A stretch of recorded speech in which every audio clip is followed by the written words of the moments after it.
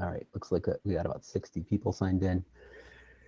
It's about time to start, so I'm ready to go. All right, good morning, good afternoon, and good evening, everyone. This is the Measurement and Analysis for Protocols Research Group meeting in concert with IETF 112. My name is Dave Blanca, and Miria Kulawind, the co-chair, is also on.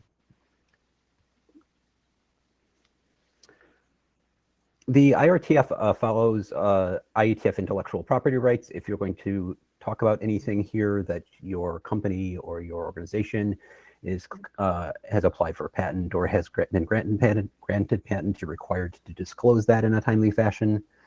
See the details in the RFCs and documents linked here if that's appropriate for you. The note well. Privacy and code of conduct. This meeting is being recorded. It's in the public. The information you present here will be available publicly. The privacy policy is linked there. We also expect you to abide by the code of conduct, be respectful to other people. Harassment is not tolerated. If you find instances of this, there's contact information to the ombudsman there, but just please be courteous in your participation in our meeting. Yeah, let me actually add a few words because I think this is really important for our community. And so just pointing people at these code of conduct and the anti-harassment policy is a serious point and not only something we skip through. I think this is also very important for us in the IRTF because especially in this group, we have a lot of newcomers, and so we should be very welcoming and open, I think. And that doesn't mean that you cannot criticize anything, but if you criticize something or if you provide feedback, provide it in a constructive way and be friendly and help people to get to know the IETF. I mean, consider this for this session. I don't think we had any problems in the past.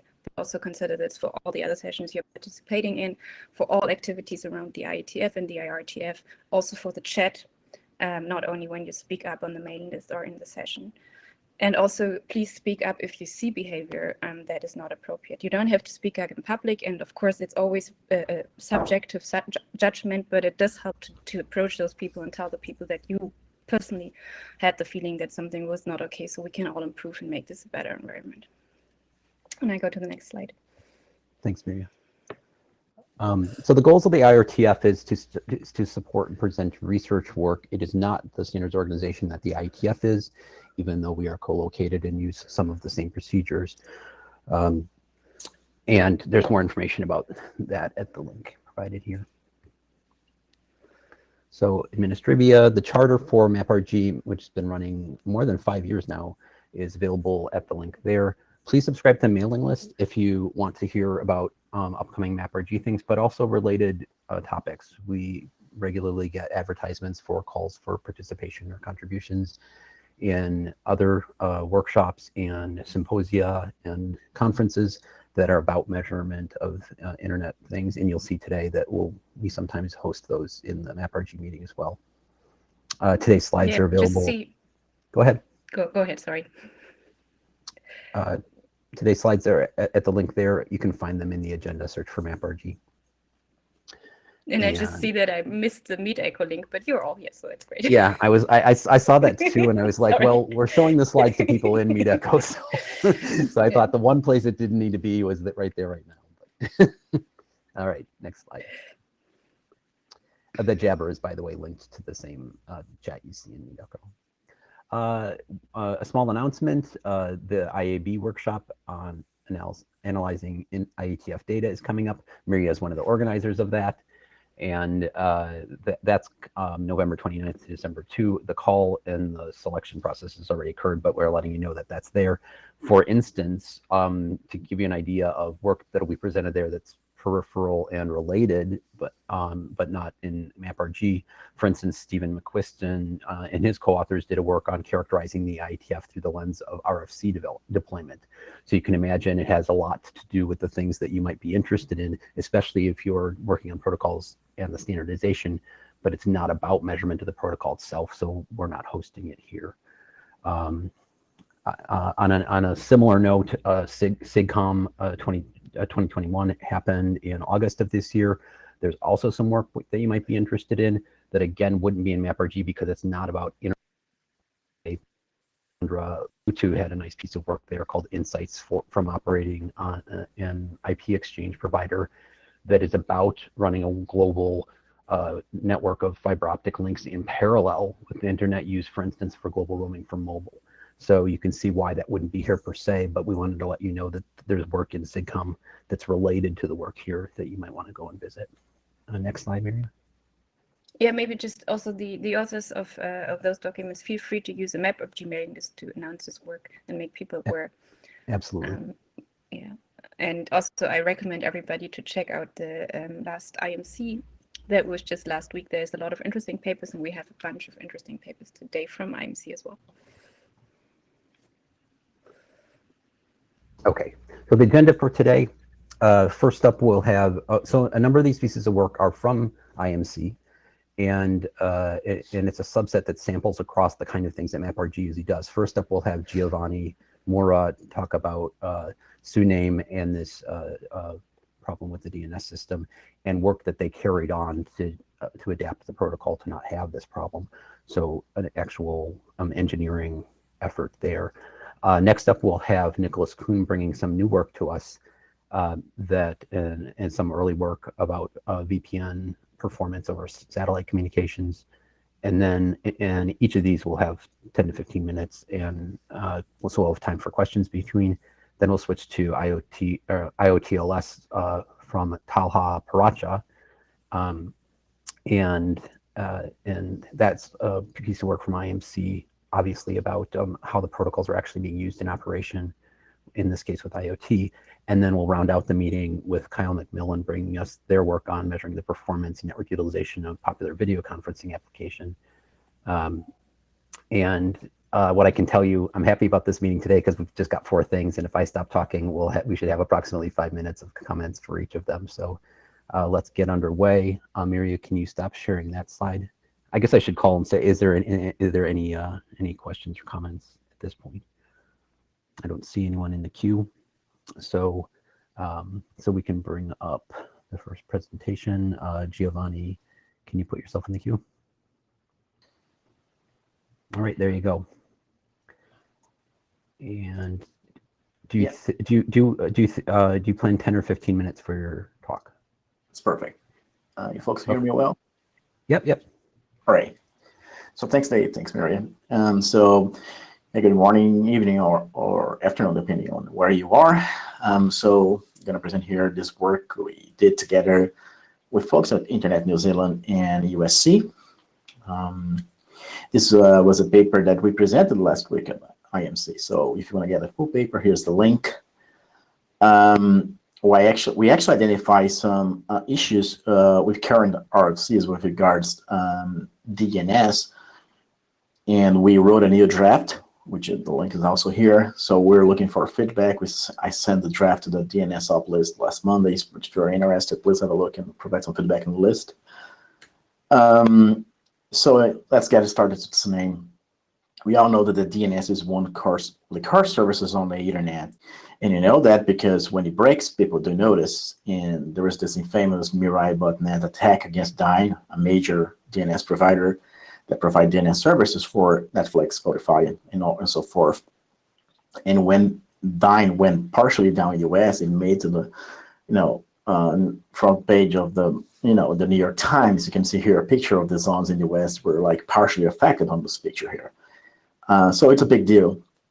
And when we talk about DNS, there are 2 major types of servers. There is if you have a client in this figure here, the client wants to go, let's say, to a domain like wikipedia.org.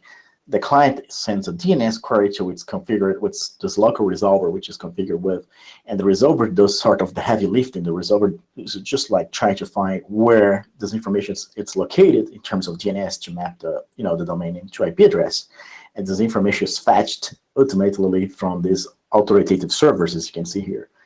And once this information is fetched, the resolver responds to the client can go happily to Wikipedia. And Suname affects specifically traffic to authoritative servers. Is the resolvers that would kind of overwhelm authoritative servers. And this all happened when we were working together in a paper for IMC 2019 or 20, and there was 2020 actually, and this is traffic that arrives at the authoritative servers of New Zealand. And the folks there were getting, an average of 750 million daily queries, so all the data and queries that come to them. But one day to the other, they saw this 50% traffic surge in the traffic.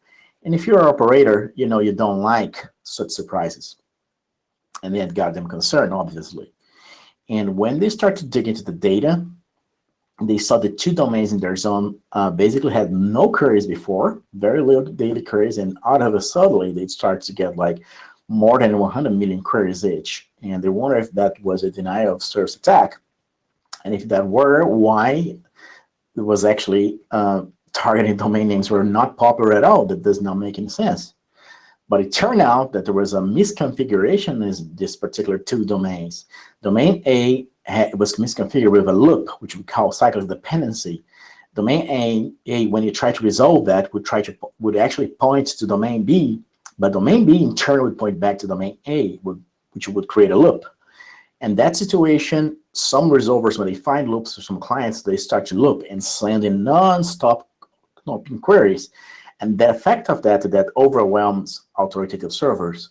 And this particular event on New Zealand, that was not a major issue for them, but it could have been. So, as I said, a cyclic dependency is an error, it's a configuration error, and one domain points to, let's say, cat.nl points to nz.dog, ns.dog.nz, but dog.nz would point back to ns.cat.nl, and then we create a loop. And 1536 describe it. This paper published 2004, they covered that in more details. The issue with this domain is that it can never be resolved. And what it did in this paper in particular is to show how this vulnerability can actually be weaponized. We also provide a tool for DNS authoritative server operators to get rid of these loops in their zones, because many times you're not aware that it exists in their zones.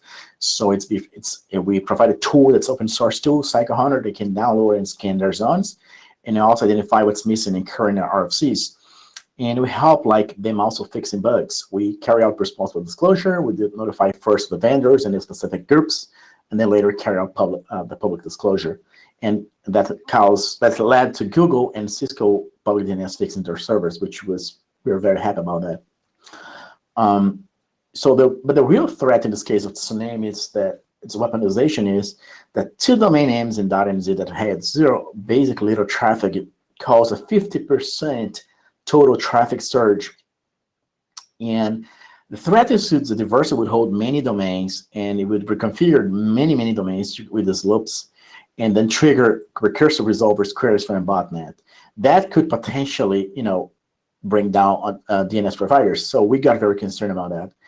And in practice, the root causes of these loops are twofold. The first one is that resolvers themselves, this infinite number one there, the resolvers, when they see this sort of loops in the DNS configurations, they would simply start looping. We found old versions of Windows resolvers doing just that. So that's one of the cases. But the other case is that the clients themselves would start looping. They would stop sending queries nonstop, and that would cause resolvers also to loop. And the ultimate effect is on the targets here. These authoritative servers would see the surge in traffic. The solutions we'll cover later. And, people know that loops in DNS are not a problem, but isn't that solved already? But it turned out that RFC 1034 was the first DNS RFC. It's very vague about loops. They say resolves just should bound them out of work to avoid infinite loops. But that would only protect resolvers from overwhelming, from the first part of the loop here, the infinite one. It was just forbid resolvers from looping indefinitely and overwhelming authoritative name servers, but does not protect any amplification from clients, that the clients would send queries nonstop to resolvers, and then resolvers in turn would loop themselves for every new query that arrives. So that does not protect in this case.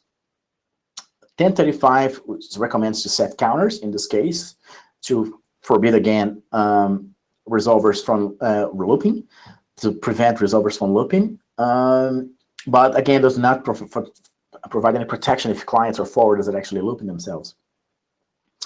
1536 says that loops can occur. Again, does not protect from looping clients. So the solution we actually provide in this paper is that this is not really covering any standards at the moment. The resolvers should actually do negative caching, should detect those cycles and put in their cache. So every new client query can be like responded from cache and does not make it to the authoritative servers. And that minimizes the both causes of looping here. And that's where our draft comes from here on the DNS hub. And we also, in the paper, not only investigate what happened to New Zealand, but also we carry out a bunch of control experiments in the wild with using RIPE Atlas and other vantage points to that.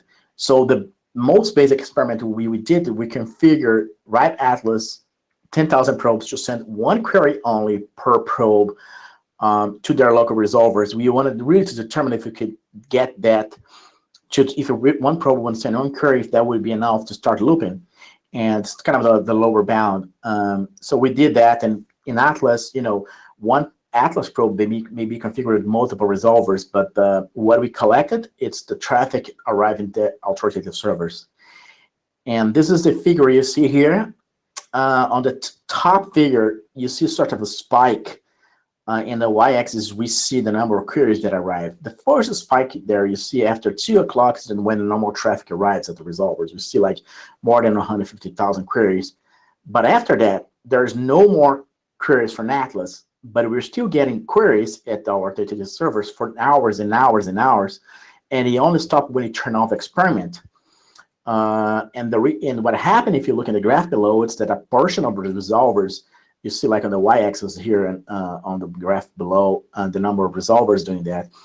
In this particular experiment, 574 actually looped, and they came from 34 autonomous systems, including Google and Cisco. And the paper have way more complex scenarios, and it gets worse if you make longer cycles. You can make 3-fold cycles, so it gets worse, and we have different vantage points, so it's a widespread. So that's the first thing we did in this paper. But the second thing we're interested is not only understand the phenomena, but also prevent it. So we wrote this tool, Cycle Hunter, which you can download here. Here's the link. It just gets your own file, gets all the NS records you have in it. That's where the authoritative servers are defined. Try to resolve them. If they fail, they try to find if they're cyclical or not, and then you have an output. And what we did, we ran Cycle Hunter. And by the way, thanks for all folks that contributed to the tool later after disclosure. We ran Cycle Hunter against multiple zones, 184 million domains, and we found that only 44 and 1,500 domain names were like affected by that. And we believe it's like human error, because if you have this sort of thing, your domain is not resolvable. Then if you're a real legitimate user of your domain, you're not interested in that. But a malicious actor could just do differently and try to weaponize this. And so that's the prevention part. And then we came to the fixing bugs part. We carry out responsible disclosure. And we started in December last year to do that. And we ended up in May this year with the public disclosure. We talked first to Google, and then with a bunch of private groups that we had contacts, and including DNS Arc, which was the biggest, Arc 34 was the biggest group that we disclosed. And then we had calls like Google and others, and public DNS and Cisco also to fix.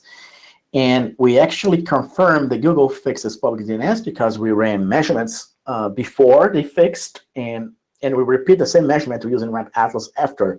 And you see here that before, in this particular scenario, it's also in the paper, we would get more than 4 million queries in our authoritative servers, but after that, we would get like fewer than 200,000. So we can really confirm that the Google fixed, and we see that they fixed that by deploying negative caching too. And after we came forward with the disclosure at the work 35, I think it was like 5 or minimum months and a half after we started the process of disclosing this, some operators came forward to us and they said, "Hey, your folks are not the only ones. We saw that ourselves too." And one European-based CCTOD, they were kind enough to share this graph with us. And you see here, when the graph around 17 hours start to grow, it's when 2 domains in their zone were also misconfigured, and the total traffic increases like 10 times because of 2 domain names. So each color here shows a different authoritative name server for that EU-based CCTLD operator. So that's a big deal. And you'll see a sharp drop later on around 11 a.m. the day after when they fixed that manually. So we're not the only ones seeing that. In other tools, they also came forward during the work presentations. So that's the third part of this, the third contribution. And the conclusions is that NS loops are no problem in DNS. That they have been specified since, they have been talked about since the original DNS specification. And we showed we must address it now. Current standards, current RFCs do not cover them. And that's why we propose this new draft. And what to do if you're an operator, you can run Cycle Hunter. If you run your own authoritative servers, try to find those loops in your zone. And if you're a developer of resolvers, we recommend just do what's in the draft, like negative caching of loops. And with that, I think I open to questions. We have 2 people in the queue, and we've got a couple of minutes for their questions or comments. So first, let's take Jonathan Hoyland. Hi, Jonathan Hoyland, Cloudflare. I'm interested. Have you seen groot or Groot by the Microsoft research people? They also do cycle hunting in DNS, and I was wondering if your tool is different, the same, solves the same problem. I haven't seen that one. No, I have not seen. If you could share a link, you could have a look at that and talk. Yeah, well, I'm not aware of the tool, but thanks for sharing. All right, thanks, Jonathan. Up next, we have Daniel Gilmore. Daniel, are you there?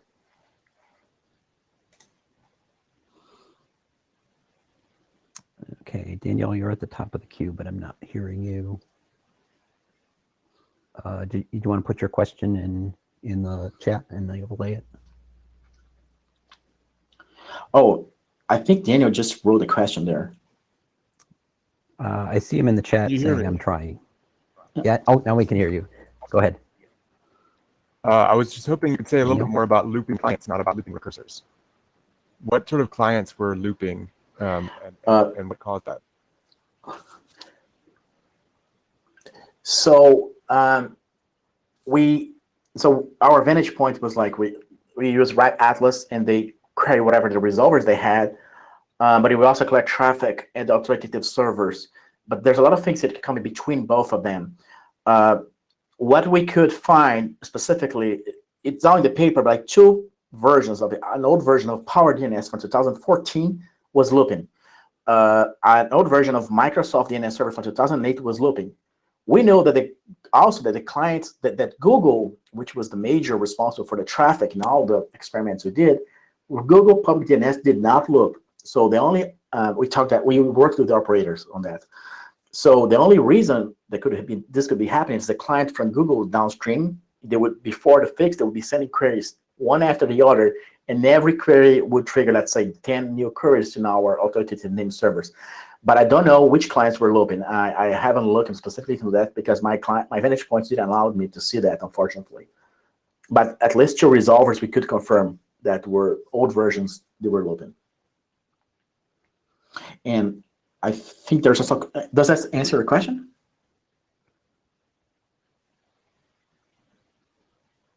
I think let's assume that it does. I think there's a little bit of audio trouble there and we're at time. Thanks so much, Giovanni, for bringing that work to us. Super cool. I especially like the Cycle Hunter tool so people can see if they have the problem. Yep. Thanks. All right, so up next we have Nicholas. Nicholas, can you put yourself in the queue to share your slides? There you go. All right. There you go. Take it away, Nicholas. You've got 10 minutes. Okay. Hello, everyone. So my name is Nicholas, and I'm presenting this work on behalf of a colleague of mine from Viveris. This study came because we are all, with all the pandemic that occurred, we are all using VPNs, and we have measurements showing that when you use a VPN solution and you have a SATCOM access, things can be very bad. So we wanted to do some work on and experiments, wide experiments on trying to find what is the best VPN solutions for different SATCOM accesses, and We have an archive paper showing lots of results. As I said, we have all been working from home recently. Also, enterprises networks need to interconnect their for their different components, and this comes with increased security needs, and VPNs are usually deployed in these schemes. So I guess lots of us know what VPNs are, but the devil is in the details, and there are lots of different solutions on here. So we have been testing WireGuard, that is an IPsec solution, but also comparing it with OpenVPN on top of UDP and TCP. Dave told me that everyone is not always aware of what we do in SATCOM system, but we are not the only ones. We usually deploy TCP proxy. So basically, we have two components intercepting the triple uncheck messages from TCP to have, in the end, 3 different TCP connections. We do not do that because we like to break the end-to-end principle. We do that because it has a lot of interest, and it is to answer to the specificities of the satellite links. In short, we have issues in connection initialization. We can have lots of specifically tuned initial windows in TCP PEP. Sometimes the end-to-end buffers are not in adequation with the very high BDP that we have on satellite systems. So we can have custom buffers. Also, splitting the reliability in 3 subsystems helps a lot. Loss recovery is split in 3 segments and not really end-to-end on with a very large RTT. And last but not least, when you know your system, you know the congestion status of it, and then you can actually very quickly increase the rate at which you transmit data, and so you have very homemade congestion controls that are possible in these components. Also, we do that because basically here is just a basic example on showing the page loading time without with different initial windows of TCP and the PEP, and we can see that with TCP proxies, even if we just split the connection in 3, we can have the page loading time. That being said, if we look at an let's say an enterprise network and using a satellite network, we have end-to-end the server and the PC. We may have a POP, a satellite gateway, satellite terminal, and an access box. The PEP can either be in or out of the VPN tunnel. And basically, we have seen deployments where lots of configurations are possible. So I can put my PEP within my VPN tunnel, out of my VPN tunnel.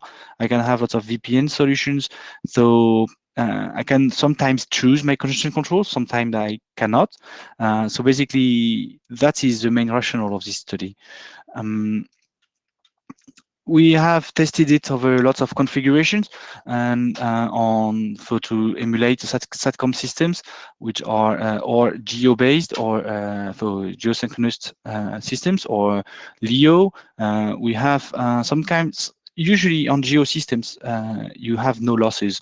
That being said, sometimes when you rent a SATCOM access, you may end up having losses. You don't know whether there are transmission losses, congestion losses, but you can measure lots of losses on the system.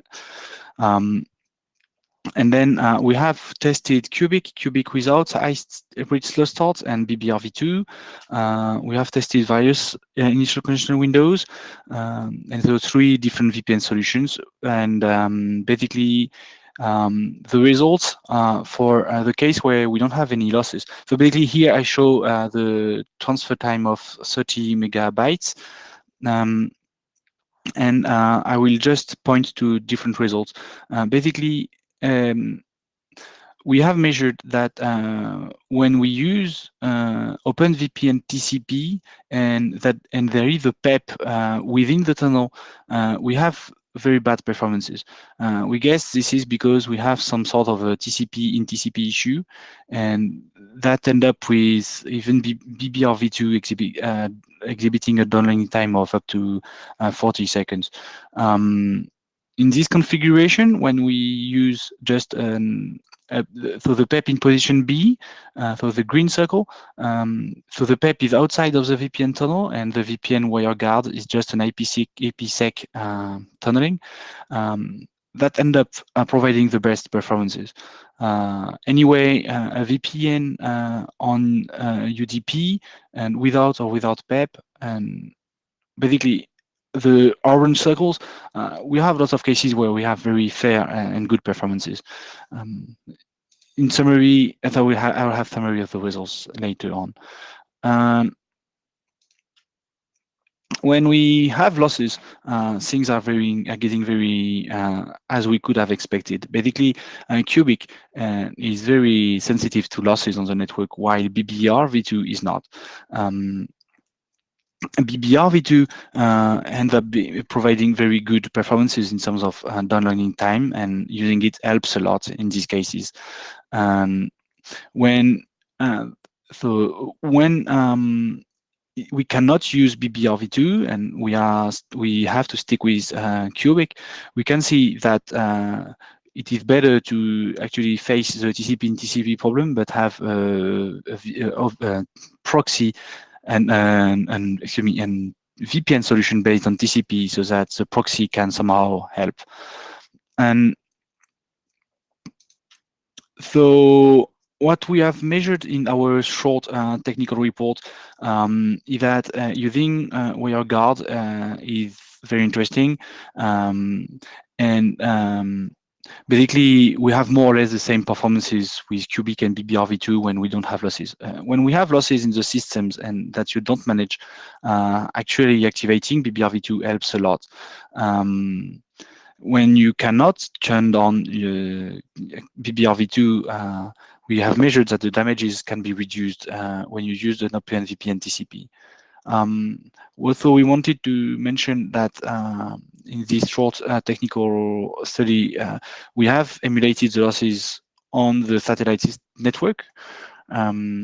Sometimes when losses are on the local network, the PEP can help much more, because the recovery process is not occurring on the large delay path. And so basically, we have to admit that in this case that we have considered the PEP cannot really help the loss recovery process, but that is what we sometimes face in deployments where we actually cannot guarantee a loss-free SATCOM system. So we have recently published an archive paper and sent a link to the list. And basically, on top of what we have shown here in the paper, we have also mentioned the conclusions we had when we tried to introduce congestion and when BBRv2 is not known, to see if there are any fairness issues. And in a nutshell, we don't have much fairness issues with BBRv2 in our experiments. So thank you all for listening, and thank you very much for Aprg to give me the opportunity to present these results. Hi, Nicholas. This is Dave. I wanted to relay a couple of questions, basic questions that maybe I should have interrupted you for. Can you go back to your slide with the results? The questions were just about, were these numbers total times to completion for the 30 megabit, yes. 30 megabyte transfer? Okay, so yes. It's time to completion instead of some latency measure. Okay. Yeah, that was that. There's a little more discussion in the chat that you might want to check on afterwards to see. Okay. And anyone else with a question or comment for Nicholas? Okay, Tommy Pauly's in. We'll take Tommy's, and then we'll switch to the next presentation. So Tommy, go ahead. We can see you. Yeah, great. Yeah, thank you so much for sharing this. Definitely interesting to see your results. One thing I'd love to see more work on, if you're able to do more experiments with different types of configurations, is what can happen if, rather than using VPN and TCP proxies here, we could look at using quick-based proxies. So within Mask working group, we're using quick-based proxies, and those are able to send both reliable and unreliable data. I've been working on a project at Apple to use multi-hop quick proxies for our service called Private Relay, which is kind of like a VPN, but it's using these proxies. So I think it'd be interesting to try to see, rather than having to choose between, okay, I'm doing a TCP solution here with a PEP or a UDP solution with a PEP. If we have an ecosystem of quick proxies, could we maybe get the best of both worlds across the no loss and loss scenarios? To be honest, we are very interested in deploying mask-like proxies in this kind of systems. And because we didn't have running code for that, we used what was available. And we think that sometimes when we use the OpenVPN UDP, somehow, even if it doesn't include congestion control that mask proxy would have, we can still have some trend of the results we could observe.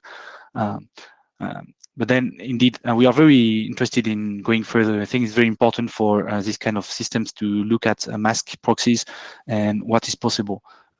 We are. All right. Thanks, Tommy and Nicholas. We're going to spin up the next presentation. Thanks again for joining us. All right. We can see you, Taha. Now I should be able to see my screen. Okay. Yep. There you go. I'll let you know in 10 minutes. That sounds good. Okay, so hello everyone. I'm Talha. I'm a PhD student at Northeastern University. This work is about TLS usage in IoT devices and was published at IMC last week. It's done in joint collaboration with Daniel, Narceo, and Dave. So as many of us know, Internet of Things devices such as smart TVs and voice assistants are very popular and are expected to become ubiquitous. Invasive nature of these devices raises significant privacy implications. For example, some of these privacy issues in the past have been found in baby monitors, voice assistants, and even biomedical devices. In addition, compromises in device security can also lead to severe outcomes. For example, in the past, there have been internet outages, credentials leaks, and even vehicle hijacks. One of the ways to improve IoT privacy and security is to protect the network communications from IoT devices. Prior research shows that IoT manufacturers mainly rely on TLS to do so. Now, TLS is the de facto web security protocol that provides confidentiality, authenticity, and data integrity to network connections. Nicholas, I just want to briefly say there that your mic is on, in case you forgot. Okay, but to use TLS properly, our client needs to use secure protocol version and features. It needs to properly validate certificate chains, and it needs to adopt new features as the protocol evolves over time. Now, TLS usage has been studied rigorously in various platforms such as web browsers and mobile operating systems, but little is known about TLS usage in IoT devices. Hence, the main objective behind our work was to study how effectively IoT devices use TLS. However, there were a couple of challenges that we needed to circumvent first. For example, IoT devices provide limited ways to trigger traffic. In order to interact with the devices, one typically needs to plug them with a power supply and manually interact with their functionality. And second, there are limited vantage points that shed light on TLS traffic that is TLS traffic that is specific to IoT devices. Here's how we mitigate these challenges. First, we build on insight by prior works that devices generate significant network traffic when they are powered on. We automate device reboots with the help of smart plugs, and hence we have a way to generate traffic whenever we need for our experiment. And second, we complement these controlled experiments with uncontrolled ones that span a long period of time and enable us to study longitudinal trends. We conduct these experiments in the IoT lab at our school. We focus on the 40 TLS supporting IoT devices across a wide range of categories. We also recruit more than 30 participants to interact with these devices in the lab through an IRB-approved user study. As you may notice, our lab is designed like a studio apartment, and our participants were told that they can use any of the devices as they please. And with this setup, we obtained 2 years of longitudinal data from 2018 to 2020. I'll now share some of the key results and we'll then talk about one result in more detail. So the first question that we asked in the study was if these devices securely established TLS connections. On the positive side, what we found was that most devices were using TLS 1.2 and none of the devices were using insecure cipher suites. But on the negative side, we also found that very few devices upgraded to TLS 1.3 or modern cipher suites over time. The second question that we asked was if these devices properly validate TLS certificates. We found that 11 devices were vulnerable to TLS interception attacks. Our manual analysis revealed that many of these devices were sending potentially sensitive data. We have reported these vulnerabilities to all device manufacturers. We also found that devices do not appear to update their TLS root stores, and I'll talk about this result in more detail in a bit. And finally, we also asked if these devices share TLS libraries with other clients. Using a technique named TLS fingerprinting, we were able to show that devices and applications from the same vendor likely share TLS libraries. In the paper, we talk about more details about the positive and negative implications of this finding. So I'll now talk about TLS root stores in more detail. To understand what these root stores are, let's consider an example TLS handshake. Here, our device initiates a connection with a web server. There are many steps in the handshake. The one to remember for this talk is that at some point during the handshake, the server will send a certificate chain. The certificate chain contains a certificate authority, which in this case is DigiCert. These certificate authorities vouch for the authenticity of the server. In order for this handshake to succeed, the device must trust this certificate. More specifically, the name as well as the signature of this certificate authority must already be in the trusted root store of the device. If the device does trust the certificate, it can continue with the handshake and may mark it as a success. These root certificate authorities have the power to compromise authenticity of all connections that a device makes. Hence, it is essential to know what root certificates are trusted by IoT devices. Other platforms, such as web browsers and mobile operating systems, publish the list of root certificates that they trust and regularly update them over time. For example, here a root certificate is being removed from Mozilla root store because of administrative reasons. But here, the removal of this root store is due to negligence and misbehavior on behalf of the certificate authority. Inspection of root stores in IoT devices is difficult due to their black box nature. I will now share our technique. I will now show how to use completely black box measurements to try to infer root stores of IoT devices. Let's take a look at the TLS handshake again. But this time, we intercept the handshake and send a certificate chain that contains a certificate authority that is unknown to the client in terms of both name as well as signature. If the device is properly doing certificate validation, it must reject this certificate and mark this handshake as a failure. The device can also choose to share the reason of failure through a TLS alert, which in this case is unknown CA. Let's compare this with another scenario where we also intercept the handshake, but this time we send a certificate whose name is known to be trusted to the client, but whose signature does not match the signature of the certificate that is present in the device. In this case, the handshake must fail as well. So we can see that in both of these cases, the handshake fails, but the reason of failure in both cases is different. And that in one case, the reason is that a certificate is unknown, while in the other case, the reason is the failure of a signature. These two different reasons can lead to the transmission of different TLS alerts. If an IoT device behaves in such a way, we can reliably infer the presence of a given root certificate in its store. And to explore all root certificates that a device has, we can simply repeat this methodology with the names of all publicly known root certificates.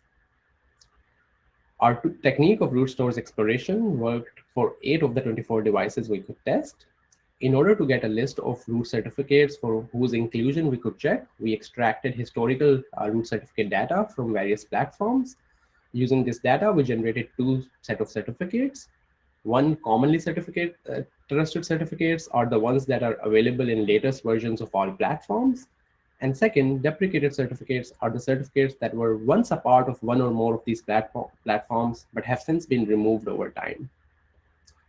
We first check for the inclusion of commonly trusted root certificates. Our results reveal that most of these certificates are present in IoT devices. This is good news because it shows that IoT devices, web browsers, and operating systems likely trust a similar set of root certificates. We then check for the inclusion of deprecated root certificates. Ideally, none of our devices should trust any of these certificates, but our results reveal that most of these devices trust some of these certificates. Devices such as Google Home Mini trust a fewer percentage of these certificates, while some others such as LG TV and Invoke trust a percentage that's quite high. The likely reason for this is that devices either do not update their TLS root stores or they do not update them at the required frequency. In order to explore more of the security implications of trusting deprecated root certificates, we manually analyzed the certificates that were still trusted by these devices. To our surprise, we found that all these devices trusted at least one certificate that has not just been deprecated, but also explicitly distrusted by either Firefox or Chrome. Based on this analysis, we argue that TLS root stores can be considered as the weakest link of security in IoT devices. To conclude, our study reveals a mix of both good and bad news about TLS usage in IoT devices. Unlike the perception in the community, we do not believe TLS usage in IoT devices is completely broken. Rather, we think it suffers from some of the same issues that existed in other platforms when they had just started their reliance on TLS. Please feel free to read our paper for more details, and I'm happy to share that we also have released the TLS handshake data and some software from our research. Thanks, and I'm ready to take questions now. Thanks a lot, Taha. Right on time, perfect. First, I want to refer you to people like that you're doing this work, and there's some questions for you in the chat. I'm going to refer you to their DKG asked a couple of things and was also referred to your paper. And then I see we have Hannes, or actually Benjamin, I guess, is ahead of him. We'll have Benjamin go, and we're going to have to switch pretty quick to Kyle's. So let's make it quick. Go ahead, Benjamin. Hi. So you said this worked for 8 of the devices. What happened with the other 16? So what happened with those devices was that they would either not send us a TLS alert at all, or they would send the same TLS alert. So it means that we need to find some other channel to study that difference, because the certificate validation would be different in the both 2 cases, but the alerts are not necessary to be sent. I should also mention that the TLS protocol does not mandate the sending of these alerts. Thanks, Hannes. Can you go quick? Yeah, sure. Thanks for doing the work. I was wondering what type of devices those were. Did you sort of analyze whether those were sort of high-end IoT devices, like with A-class processors, or more these low-end devices, which obviously have different constraints? They were all popular consumer devices, so pretty high-end, I would say. And I have a slide in the slide deck which has a list of all these devices, but they were like Alexa and smart TVs and Samsung fridge. Okay, so it's most likely running Linux, off-the-shelf Linux. Okay. Mm-hmm. Cool. Thanks so much, Taha, for bringing that to us.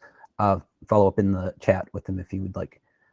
Bringing up Kyle's slides now, and we'll finish up with our last presentation where Kyle will be sharing with us performance measurements with video conferencing apps. Go ahead, Kyle. You got at least 10 minutes. Great. Thanks, Dave. Yeah, so my name is Kyle. I'm a second-year PhD student at the University of Chicago, and today I'll be presenting our IMC paper measuring the performance and network utilization of popular video conferencing applications. And I want to start off by giving a little bit of motivation for this work, which actually came from a question that our local city officials here in Chicago asked us towards the beginning of the pandemic, namely, what is the baseline level of internet performance needed to support common video conferencing applications for remote learning? Now, this question is becoming increasingly relevant as local policymakers work to provide sufficient internet access to its citizens. So to answer this question, we've conducted a series of experiments to better understand both the requirements of VCAs and the causes of poor performance. So in this talk, I want to briefly highlight some of the core findings from each of the sections of our paper. And to start, in this work, we study 3 of the most popular VCAs in use right now, Zoom, Google Meet, and Microsoft Teams. So we start by determining what the bandwidth requirements are for a 2-person call on each of the VCAs, and find that Meet and Zoom use under 1 megabit per second on average in both directions, while Teams uses 1.4 and 1.86 megabits per second in the upstream and downstream directions, respectively. Now, for context, home internet users have access to speeds of up to 1 gigabit per second, and many subscribe to plans in the tens and hundreds of megabits per second. Additionally, the Federal Communications Commission, known as the FCC, defines broadband internet as 25 megabits down and 3 megabits up. Now, while there's still some debate over this definition, the actual utilization rates that we found for these apps that many consider to be pretty big bandwidth hogs are actually relatively low.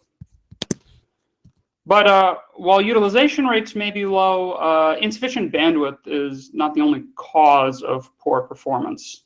Home internet connections can be dynamic and encounter interruptions in connectivity. So in this next part, we study how VCAs respond to these sorts of temporary disruptions. And to do so, we use the following setup, where we start a call on V1, which is a standard consumer laptop, and adjust the bandwidth capacity available to V1 at the router in order to simulate an interruption. Our experiment proceeds by starting the call under what are effectively unconstrained network conditions, and then 1 minute after starting, we reduce the available capacity to 1 megabit per second or less for 30 seconds. After this 30-second period, we revert to the original unconstrained network settings and allow the call to continue for another 3.5 minutes before ending it. Among our results, we find that VCAs can take quite a long time to recover from interruptions. In this figure, we measured the time to recovery, which we define as the time between when the interruption ends and when the median utilization returns to the median utilization from before the interruption. The levels on the x-axis indicate the available uplink capacity during the 30-second interruption. And while Zoom and Meet are usually faster than Teams to recover from drops to 0.75 and 1 megabit per second, all 3 VCAs can take over 25 seconds to recover from the most severe interruptions. These long recovery times may lead to poor performance, especially on networks that are prone to these types of interruptions. But interruptions aren't the only cause of dynamic network conditions. So in this next part, we study how the VCAs respond to competing traffic. And this is really important because there are often more than one user on a single network. And these other users could be hosting their own video conferencing calls or using streaming services like YouTube and Netflix. So to test how VCAs interact with other applications on a constrained network, we use the following setup, where we run a video conferencing call on V1 and initiate a competing application on C1. Both V1 and C1 are connected to the same network and will share the same bottleneck link. Again, we're setting the capacity available to V1 and C1 at the router. In each experiment, we start by reducing the capacity available to V1 and C1 before we've started either of the applications. Then we initiate a call on V1, wait 30 seconds, and then start the competing application on C1. Now, it might not surprise you to learn that applications aren't always fair with other types of applications, but we actually found that the VCAs are not always fair with themselves. So in this figure, we plot the upstream utilization over time for 2 different Teams calls using the same 3 megabit per second uplink. The gray region indicates the time period in which the 2 calls compete. The purple trend line is the utilization for the incumbent call running on V1, whereas the black trend line is the utilization for the competing call running on C1. And throughout the duration of the experiment, we find that the incumbent Teams call has a significantly higher average utilization than the competing call.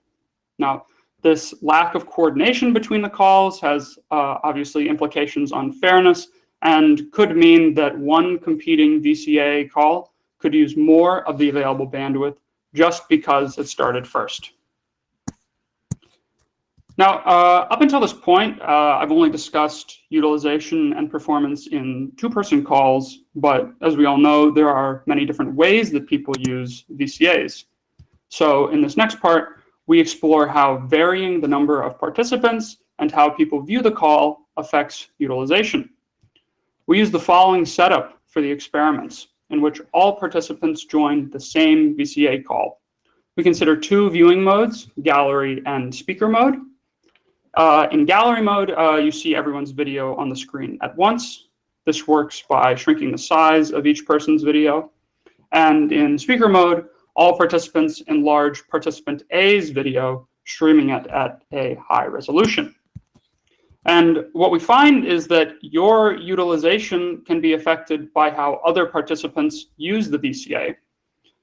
In this figure, we show user A's uplink bitrate, or uplink utilization, when all other participants have user A's video enlarged. In most VCAs, this is when you pin a specific participant's video to the screen. And we show how the uplink utilization changes as we increase the total number of participants in the call. What we see is that as the number of participants increases, the utilization for Meet and Zoom remains relatively constant. But when using Teams, user A's uplink bitrate tends to increase with the number of participants. And this is a really realistic scenario. You can imagine it occurring during remote learning when all of the students have pinned their teacher's video to their screens. So understanding this behavior is really important when drafting broadband policy, especially given that the uplink Teams utilization approaches the FCC standard for broadband internet at 3 megabits per second when there are 8 participants in the call. So to recap, in our study of VCAs, we have several interesting findings that can inform policymakers that are designing internet provisioning legislation, namely that VCAs have relatively low utilization, that they can take quite a long time to recover from certain interruptions, that VCAs may not compete fairly, even among themselves, and finally, that how other people view the call can affect your utilization. I hope you've enjoyed this presentation. I'm happy to take any questions. You can email me at my last name, mcmillan@uchicago.edu. I know we're running a little low on time here.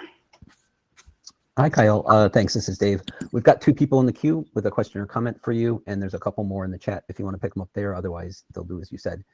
Go ahead, Andrew. Hi, thank you, and thanks for the interesting presentation. It was personally fascinating, so good to see. Just 2 quick questions. When you did this testing, did you consider or did you look at any differences between using a native app versus a browser client? And also, did you look at any differences from different device types to see if that made any material impact on this? Thank you.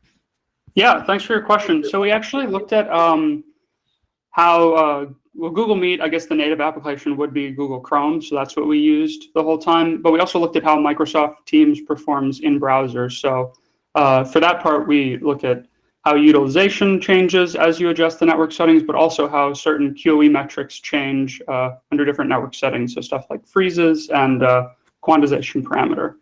And then as for device type, we did most of our experiments on this Dell laptop that was running Ubuntu, but we also replicated some of the experiments on a Mac computer. But in case you were asking about like mobile devices or something, we were only looking at laptops. Yeah, I was thinking more different processors, so with an i3 versus i9 type distinction, but maybe discussion offline. Thank you. Okay, sounds good. Thanks a lot.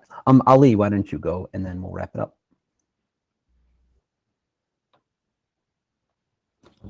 I suppose we can hear me now. Yep. Right. Thanks for the talk. My question was when you were doing the video comparison, the video bitrate between Teams versus another Teams client or another competing client, were you double checking that you were actually capturing a similar video?